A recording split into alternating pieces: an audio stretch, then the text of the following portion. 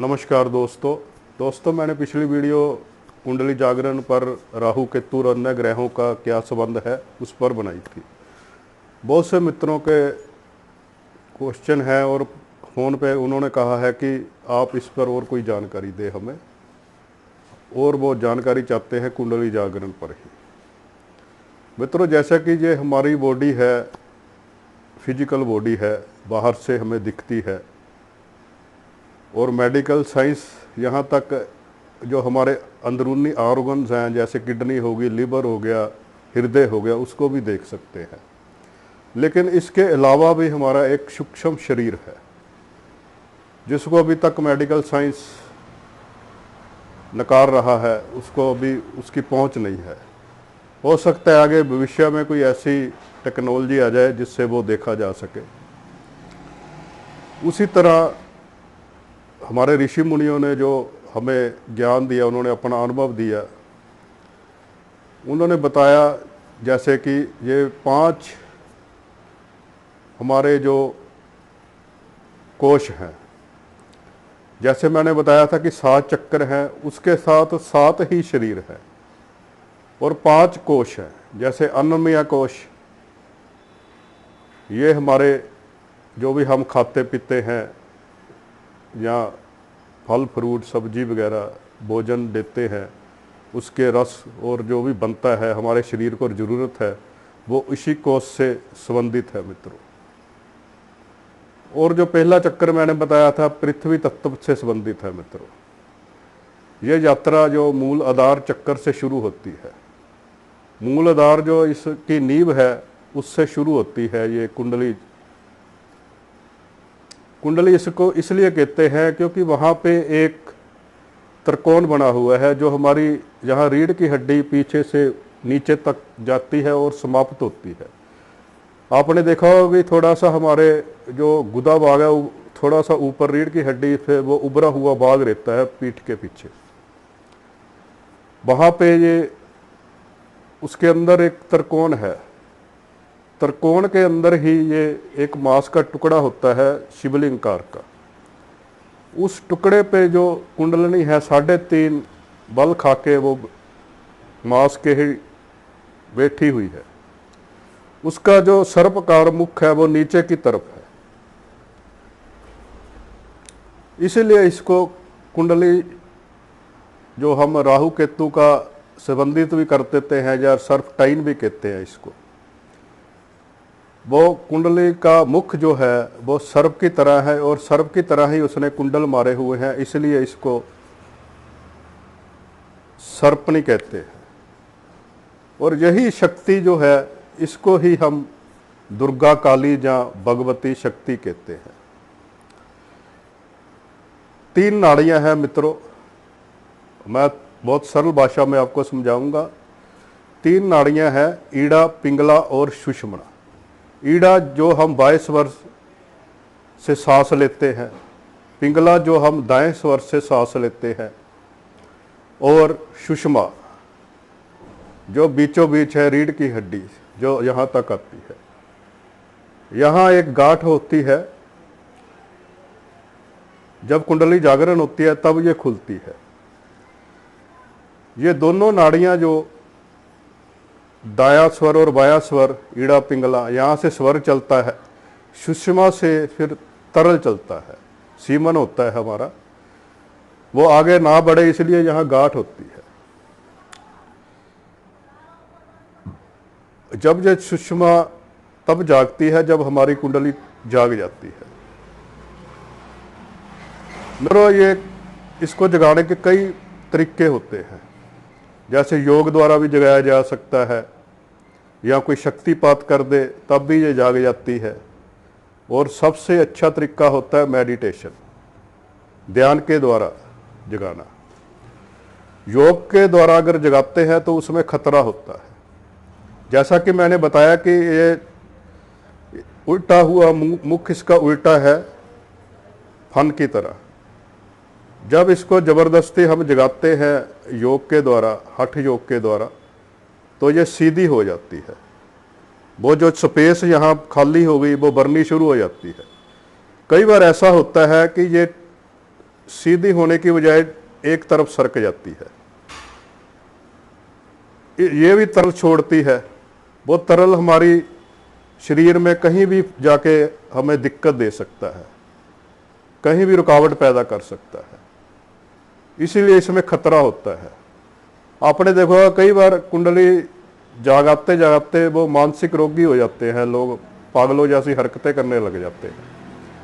उनका जो क्रिया जो होती है वो मस्तिष्क के अंदर जो अवरोधक पैदा हो जाता है, तो इसमें खतरा है। इसलिए इसकी कोई योग्य गुरु की सानिध्य में बैठ के ही इसको किया जाना चाहिए। बुक्स पढ़ के या देखो देखी इसको नहीं करना चाहिए। हालांकि इस पे बहुत से लेखकों ने, राइटरों ने बिना अनुभव के इस पे बहुत कुछ लिख डाला, मोटी मोटी पुस्तकें, बुक्स बना दी। जो भी बात कहनी चाहिए वो अपने अनुभव के आधार पे कहनी चाहिए। जब आप इस पे ध्यान करोगे, मेडिटेशन करोगे, तो आपके खुद के अनुभव ही आपके काम आएंगे। तो योग के द्वारा हम सिर्फ 7 चक्रों में से एक ही चक्कर जगा सकते हैं, तो उसमें बहुत वर्षों लग जाएंगे, पूरी उम्र लग सकती है आपकी। तो सबसे बढ़िया तरीका होता है मेडिटेशन। मेडिटेशन में क्या होता है कि रोज ये जैसे जैसे आप मेडिटेशन करोगे, ध्यान करोगे, ये रोज थोड़ी थोड़ी सरकती है। तो जितनी जितनी सरकती है उतना उतना इसमें गैप को मास बढ़ता जाएगा, इसलिए आपको वो दिक्कत नहीं आएगी। अब जो सीधी हो जाती है कुंडलिनी, जब ये इसका मुख, तो ये नीचे से तरल छोड़ती है और सुषमा से बिल्कुल ये अटैच हो जाती है। तो सुषमा नाड़ी के अंदर भी तरल भरा हुआ है। वो जब तरल यहाँ तक वो फोर्स होता है, वाइब्रेशन होता है, तो हमारे यहाँ मस्तिष्क में आ जाता है। मस्तिष्क में आने के बाद यहाँ से फिर ये नीचे कंठ चक्कर के अंदर विशुद्धि में, और उसके बाद अनाहत पे फिर ये दुन्नी में गिरता है। दुन्नी के अंदर भी जल, जैसा कि मैंने आपको बताया था, यहाँ जल तत्व है। ये बूंद बूंद करके हमारे यहाँ गिरता है, तो इससे अनाहत नाद पैदा होता है, जिसको हम नाद के नाम से जाना जाता है। उसकी आवाज बहुत मधुर होती है। जब हम मेडिटेशन करते हैं, जब गिरता है तो हमें एक अनाद सुनाई देता है, एक ऐसे साज बजने शुरू हो जाते हैं कि जिसकी हमने कभी कल्पना भी नहीं की थी। बहुत मधुर संगीत पैदा होता है। वो बूंद पानी के अंदर गिरती है, जैसे हम कंकर किसी नदी या तालाब में फेंकते हैं तो उससे आवाज आती है, इसी तरह जब ये बूंद यहाँ गिरती है तो वैसी आवाज आती है। तो इससे नाद जो बजता है उससे मंत्र मुग्ध हो जाता है आदमी, उसको सुनना करना शुरू कर देता है आदमी। लेकिन हमें यहाँ पे अटकता नहीं है दोस्तों, हमें इससे भी आगे बढ़ना है। कुछ लोग कहते हैं कि कुंडली सोई हुई है। मित्रों, कुंडली सोई हुई नहीं है। ये उतने जो चक्कर है हमारे, ये उतने ही सक्रिय है जितना हम इससे काम लेते हैं। अगर ये सोई हुई हो तो फिर ये तो हमारे एक तरह जैसे मुर्दा हो गया, वैसे अब तो शरीर कार्य कर रहा है हमारा, हम जागृत अवस्था में है। ये चक्कर हमारे बहुत ही कम बैलेंस अवस्था में चालू होते हैं। इसको जागृत करना या इसको ज़्यादा सक्रिय करना, वो मेडिटेशन योग के द्वारा हम कर सकते हैं।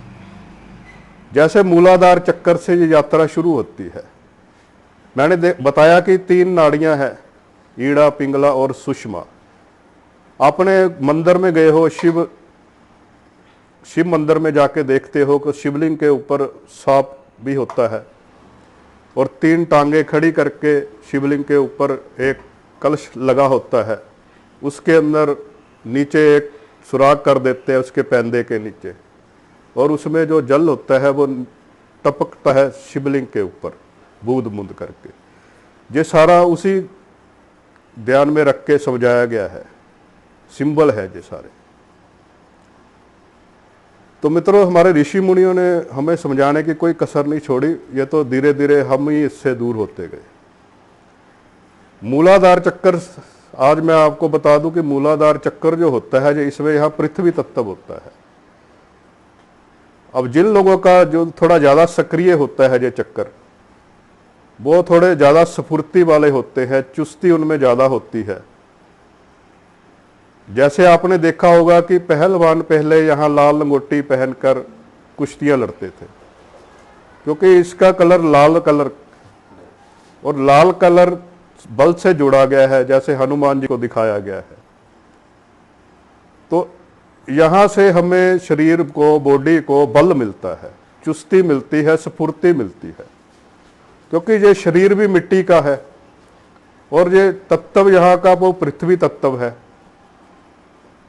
पृथ्वी के अंदर जो गुण होते हैं, धीरज, सहनशीलता और हर किसी को कुछ ना कुछ देना, बांटना, वो यहाँ पे आदमी अगर ये चक्रीय सक्रिय होगा तो उस आदमी के अंदर आ जाते हैं।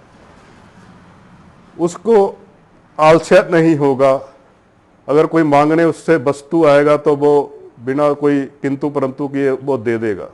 दान करने की उसके अंदर क्षमता आ जाती है।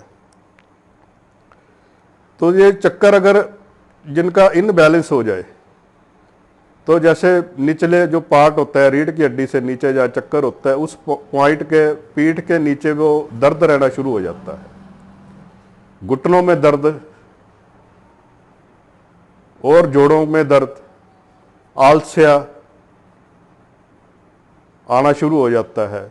शरीर के अंदर जो एनर्जी होती है उनको ऐसा लग जाता है, लो महसूस होना शुरू हो जाता है, नींद में कमी आनी शुरू हो जाती है, कहीं भी मन नहीं लगता, एक उदासीपन सा छाने लग जाता है। तो इस चक्कर को एक्टिव करोगे तो जैसे आपने देखा होगा एक बच्चे होते हैं, उनके ये चक्कर एक्टिव होता है तो वो बहुत ज़्यादा एक्टिव होते हैं, वो थकते नहीं है। किसी भी काम को करने से दिन रात वो काम करेंगे, थकते नहीं है। और कुछ बच्चे होंगे वो थोड़ा सा भी काम करेंगे तो वो थकना शुरू हो जाते हैं। ये चक्कर को एक्टिव कर कोई भी कर ले तो वो एक तो थकावट नहीं होती, कुछ भी पावर देता है। ये यहाँ से पावर जनरेट होती है बॉडी की। तो इस एक्टिव करने से यहाँ पावर हमें मिलती है, बल मिलता है, सहनशीलता मिलती है, धीरज मिलता है।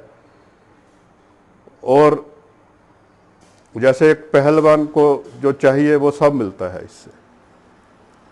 इसीलिए पहलवान लाल लंगोटी पहनते थे, वो एक विज्ञान था ताकि ये चक्कर सक्रिय रहे, उसके सारे गुण उनको मिले। तो मित्रों, कुंडली ये बहुत गूढ़ विज्ञान है, बहुत ही रहस्यपूर्ण है। इस शरीर के अंदर बहुत कुछ छुपा हुआ है जिसको आंखों से देखा नहीं जा सकता, ना ही इसको ज़्यादा बयान किया जा सकता है, क्योंकि हम सबके अलग अलग अनुभव होते हैं, एक सा अनुभव नहीं होता यहाँ अंदर। अब कुछ लोग ध्यान और मेडिटेशन के द्वारा ये कुंडली अपने आप ही जाग जाती है। जो हमारा आज्ञा चक्कर होता है, ये सबसे श्रेष्ठ यहाँ ध्यान करना रहता है। ये चक्कर सब चक्करों का राजा कहा गया है। जब आप इस पे ध्यान लगाते हो तो सारे चक्कर अपने आप जाग जाते हैं, अलग से चक्करों पे ध्यान करने की जरूरत नहीं रहती। और यहीं से फिर आगे रास्ता सहस्रार से होके फिर आगे निकलता है। अब यहाँ कुछ लोग काल्पनिक ध्यान भी करवा रहे हैं, भी यहाँ कल्पना करो। कोई कह रहा है कि समुद्र की लहरें पे कल्पना करो, कोई चांद की किरणें आपके सिर पे आ रही हैं आसमान से, उस पे कल्पना करो। मेरे दोस्तों, ध्यान और एकाग्रता में फर्क है। एकाग्रता एक अलग चीज है, मेडिटेशन ध्यान एक अलग चीज है। हालांकि मेडिटेशन बढ़िया हो सकेगा अगर हमारा एकाग्रता में जितने हम बुलंद होंगे, हमारी एकाग्रता जितने ज़्यादा होगी उतना ही हम मेडिटेशन कर सकते हैं। लेकिन हमें कल्पना नहीं करनी है किसी भी वस्तु की, किसी भी पदार्थ की। हमें वो तकनीक अपनानी है मेडिटेशन की जिसमें कल्पना ना हो। जैसे बुद्ध ने हमें विपस्सना दी, इसी तरह की तकनीक से हम अंदर जा सकते हैं। जहाँ थर्ड आइज पे अपना जो भौहों के बीच एक जो हमारा चक्कर है, आज्ञा चक्कर, यहाँ पे हम ध्यान लगाते हैं, उसकी भी विधियाँ होती है, तो मैं आगे आप कहोगे तो मैं बताऊंगा मित्रों। तो ये ऐसा नहीं है कि कुंडली जाग जाएगी तो कोई सुपरमैन हो जाएगा, जैसे आपने पढ़ा हुआ सुना हुआ है कि कोई भी इच्छा करोगे तो आपके सामने आ जाएगी, आप कुछ भी कर सकते हो। ऐसा नहीं होता मित्रों। कुंडली जागरण होने के बाद भी आपको अभ्यास करना पड़ेगा।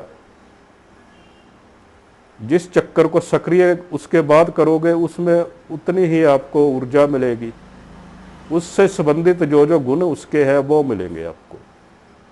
वर्षों अभ्यास करना भी लग जाते हैं, कई बार ये एक्सीडेंट अपने आप भी जाग जाती है। वो बहुत कम केस होते हैं कि जब ये अपने आप जाग जाती है।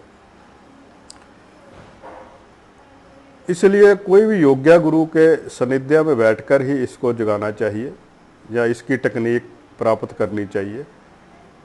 प्राणायाम के द्वारा भी इसको जगाने की कोशिश करते हैं तो प्राण भी कहीं ना कहीं शरीर में अटक सकते हैं मित्रों बिना गुरु के, तो वो भी आपको बहुत ज़्यादा दिक्कत देना शुरू कर देंगे। तो इसलिए इससे भी आपको सोच समझ कर ही करना चाहिए। फिर कुछ मुद्राएं होती हैं जिसके द्वारा लगा के आप इसको जगा सकते हो। सबसे बेस्ट तरीका जैसे मैंने बताया कि ये मेडिटेशन ही है, उससे अपने आप जागेगी, उससे आपको कोई खतरा भी नहीं है। 7 चक्कर होते हैं, इनसे संबंधित 7 शरीर है हमारे और 5 कोश है।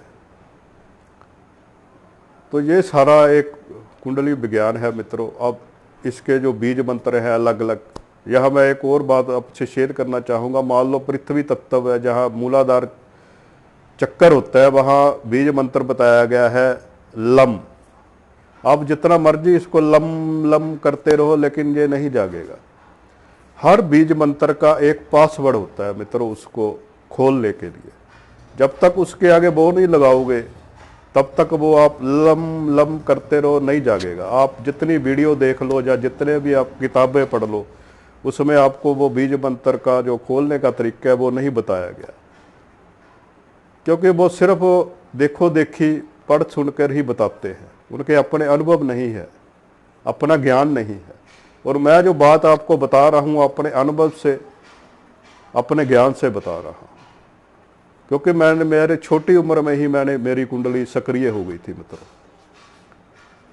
हालांकि मैं आपकी तरह ही एक साधारण मनुष्य हूँ, कोई सुपरमैन नहीं हूँ, लेकिन छोटी उम्र में मेरी कुंडली सक्रिय हो गई थी। उसके बाद जो मैंने महसूस किए, सबसे पहले जो इसका जो सिंपल भाषा में कहूँ तो एक वाइब्रेशन होती है। वाइब्रेशन जो उठनी शुरू होती है तो महसूस होती है शरीर के अंदर की ऊपर की ओर सरक रहा है कोई चीज, और जो वाइब्रेशन बढ़ती जाती है तो हमारे यहाँ पे आती है। तो उससे हमें पता चलता है कि हमारा कुछ ना कुछ घटना घटित होनी शुरू हो गई, और जितनी ये वाइब्रेशन बढ़ती जाएगी उतने ही आपके चक्कर सक्रिय होते जाएंगे जहां तक पहुंचती है ये।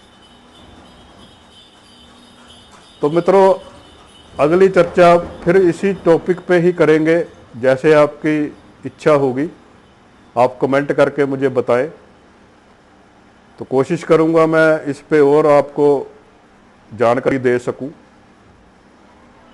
अगर मेरी वीडियो अच्छी लगे तो इसको ज़्यादा से ज़्यादा शेयर करें ताकि और भी लोग इससे फ़ायदा उठा सकें। अगर आपको अच्छी लगे तो लाइक करें और इसको सब्सक्राइब भी कर लें ताकि मेरी अगली आने वाली वीडियो आपको जल्दी मिल सके। मित्रों आपके हौसले मिलता रहेगा तो मैं वीडियो आगे बनाता रहूँगा। मेरा यहाँ कोई मकसद नहीं है कि मैं YouTube पे वीडियो बना के कोई पैसा कमाऊँ या अपने यहाँ कोई आप बढ़ाता जाऊँ कोई सब्सक्राइबर, ऐसा मेरा कोई भी मकसद नहीं है। बस आपको जानकारी अच्छी मिले, जो भ्रांतियाँ हैं आपकी दूर हो सके, यही मेरी इच्छा है मित्रों। आज इतना ही दोस्तों, अगले टॉपिक पे फिर कोई चर्चा करेंगे। तब तक के लिए माता रानी आप सबको सुखी रखे, प्रसन्न रखे, आपके दुख दूर करे, इसी भावना के साथ नमस्कार मित्रों।